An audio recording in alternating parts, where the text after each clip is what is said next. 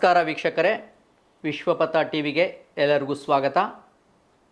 ವಿಶ್ವಪಥ ಟಿವಿಗೆ ವೀಕ್ಷಕರೆಲ್ಲ ಉಗಾದಿ ಹಬ್ಬದ ಶುಭಾಶಯ ಕೋರಕ್ಕೆ ನಮ್ಮ ವಿಶ್ವಪಥ ಟಿವಿಯ ಮುಖ್ಯಸ್ಥರಾದ ಆರ್ ಪಿ ವೆಂಕಟೇಶ್ ಮೂರ್ತಿ ಅವರು ನಮ್ಮ ಸ್ಟುಡಿಯೋದಲ್ಲಿದ್ದಾರೆ.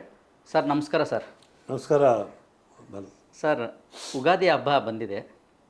ನಮ್ಮ ಎಲ್ಲ ವೀಕ್ಷಕರಿಗೂ ಒಂದು ಉಗಾದಿಯ ಮಹತ್ವದ ಒಂದು ವಿಶೇಷತೆ ಏನು ಸರ್?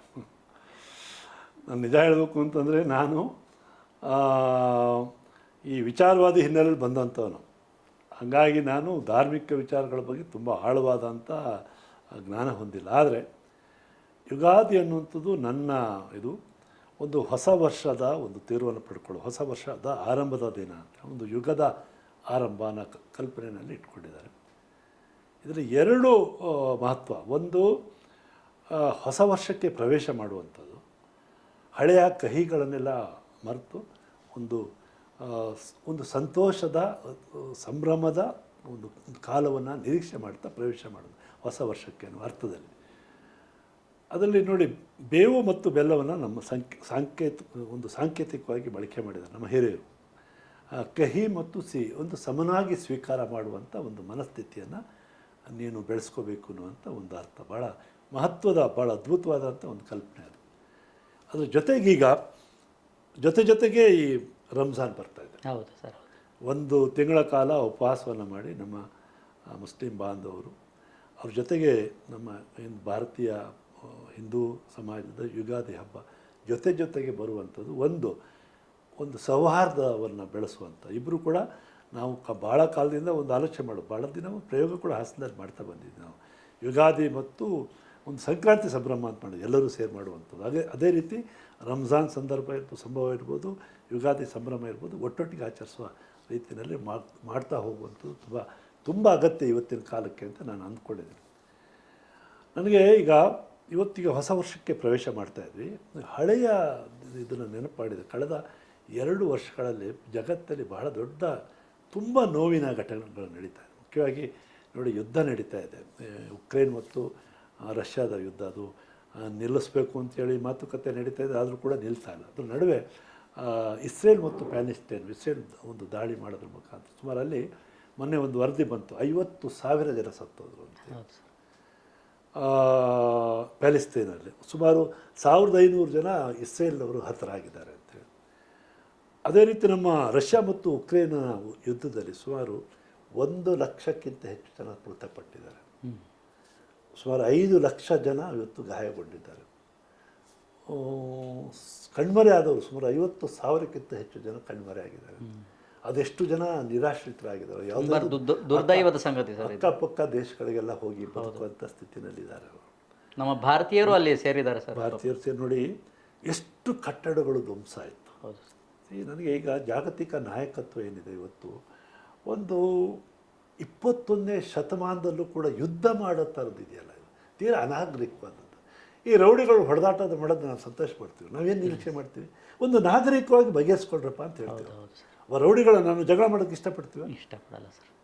ಒಂದು ನಿನಗೇನೋ ಸಮಸ್ಯೆ ಇದೆಯಾ, ನಾಗರಿಕವಾಗಿ ಬಗೆಹರಿಸ್ಕೊ. ನಿಮ್ಮ ಕಾನೂನು ಚೌಕಟ್ಟಿದೆ, ವಿಶ್ವಸಂಸ್ಥೆ ಇದೆ, ಏನಾದರೂ ಬಗೆಹರಿಸ್ಕೊಳ್ಳಿ. ಅದು ಬಿಟ್ಟು ಯುದ್ಧ ಮಾಡೋದು, ಎಷ್ಟೊಂದು ನಿರಪರಾಧಿಗಳನ್ನು ಕೊಲ್ಲುವಂಥದ್ದು, ಏನು ಪಾಪ ಮಾಡಿಲ್ಲದೆ ಇರೋರು, ಯಾವ ಅಮಾಯಕರೆಲ್ಲ, ಮಕ್ಕಳುಗಳು, ಹೆಂಗಸರು, ಆಸ್ಪತ್ರೆಯಲ್ಲಿದ್ದವರು, ತುಂಬ ಕ್ರೌರ್ಯ ಆಗ್ತಾಯಿದೆ. ಇದನ್ನು ಜಾಗತಿಕ ನಾಯಕತ್ವ ಇದನ್ನು ಬಗೆಹರಿಸಲೇಬೇಕು. ಯಾವುದೇ ಕಾರಣಕ್ಕೂ ಯುದ್ಧಗಳು, ಶಾಂತಿ ಕನಿಷ್ಠ ಹೊಸ ವರ್ಷದಲ್ಲಾದರೂ ಕೂಡ ಯುಗಾದಿ ಬರ್ತಾಯಿದೆ, ಮತ್ತು ಈಗ ನಮ್ಮ ಇದನ್ನು ಕೂಡ ಆಚರಿಸುವಂಥ ಒಂದು ಹೊತ್ತಿನಲ್ಲಿ ರಂಜಾನನ್ನು ಆಚರಿಸುವಂಥ. ನೋಡಿ, ಇಸ್ಲಾಂ ಅಂದರೆ ಅರ್ಥಾಂತರ ಶಾಂತಿ ಅಂತ ಹೇಳ್ತಾರೆ. ಹಿಂದೂ ಪರಿಕಲ್ಪನೆ ಒಳಗಡೆ ಇಡೀ ಜಗತ್ತಿನದೇ ಒಂದು ಕುಟುಂಬ ಅಂತೇಳಿ, ವಿಶ್ವವೇ ಒಂದು ಕುಟುಂಬ. ಇವು ಭಾಳ ಎಷ್ಟು ದೊಡ್ಡ ವಸುದೈವ ಕುಟುಂಬಕಂ ಅಂತ ಮಾತಾಡ್ತಾರೆ. ಹಂಗಂದರೆ ಇಡೀ ಮಕ್ಕಳೆಲ್ಲರೂ ಕೂಡ ಇಡೀ ಒಂದು ಕುಟುಂಬದ ಸದಸ್ಯರು, ಈ ಭೂಮಿ ತಾಯಿಯ ಮಕ್ಕಳು ಎಲ್ಲರೂ ಕೂಡ. ಆ ಒಂದು ಸಹೋದರ ಮನೋಭಾವನೆಯಿಂದ ನಾವೆಲ್ಲ ಒಟ್ಟಿಗೆ ಸಾಗೋಣ. ಕನಿಷ್ಠ ಮುಂದಿನ ಈ 2025ರಲ್ಲಿ ಯುಗಾದಿ ನಂತರದ ಹೊಸ ವರ್ಷದಲ್ಲಾದರೂ ಕೂಡ ಜಗತ್ತಲ್ಲಿ ಶಾಂತಿ ನೆಲೆಸಲಿ, ಎಲ್ಲರೂ ಕೂಡ ನೆಮ್ಮದಿಯಾಗಿ ಬಾಳುವಂಥ ಒಂದು ವಾತಾವರಣ ನಿರ್ಮಾಣ ಆಗಲಿ ಅಂಥೇಳಿ ನಾನು ಆಶಿಸ್ತೇನೆ. ಇತ್ತೀಚೆಗೆ ಕೆಲವು ತಿಂಗಳು ಈಚೆಗೆ ಅಮೆರಿಕಾದ ಲಾಸ್ ಏಂಜಲೀಸ್ ನಗರದಲ್ಲಿ ಒಂದು ಅಗ್ನಿ ಅವಘಡ ಆಯಿತು. ಹೌದು ಸರ್. ಸಾವಿರಾರು ಮನೆಗಳು ಸುಟ್ಟೋದು.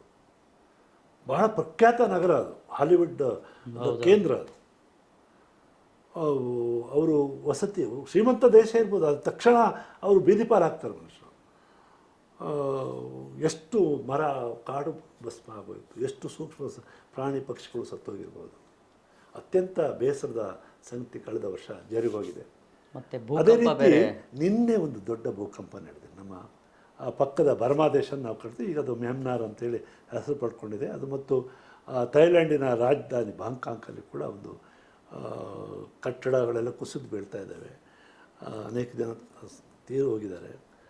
ಅವರೆಲ್ಲರೂ ಕೂಡ ಭಾಳ ತುಂಬ ಇತ್ತೀಚಿನ ದಿನಗಳ ಒಂದು ಬಹುದೊಡ್ಡ ಭೂಕಂಪ. ಅದು ರಿಕ್ಟರ್ ಮಾಪಕದಲ್ಲಿ 7.7 ದಾಖಲಾಗಿರುವಂಥ ಒಂದು ಬಹಳ ಘೋರ ಬಹು ಮಹಡಿ ಕಟ್ಟಡ ಕೂಡ ಕುಸಿದು ಭಾರತೀಯರು ತುಂಬ ಜನ, ಭಾಳ ಭಾರತೀಯರು ಕೂಡ ಬಾಂಕಾಕ್ ನಗರದಲ್ಲಿ ಇದ್ದದ್ದೆಲ್ಲ ವರದಿ ಬರ್ತಾ ಇದೆ.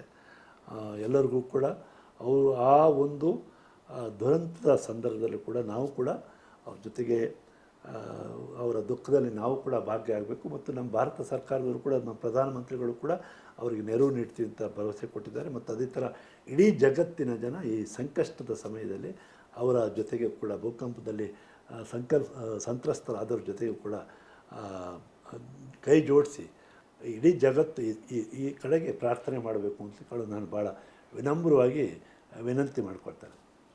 ಧನ್ಯವಾದಗಳು ಸರ್.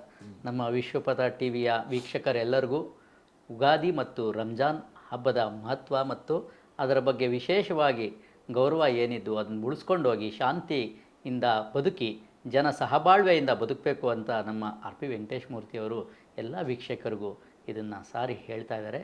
ಸರ್ ತುಂಬ ಧನ್ಯವಾದಗಳು ಸರ್.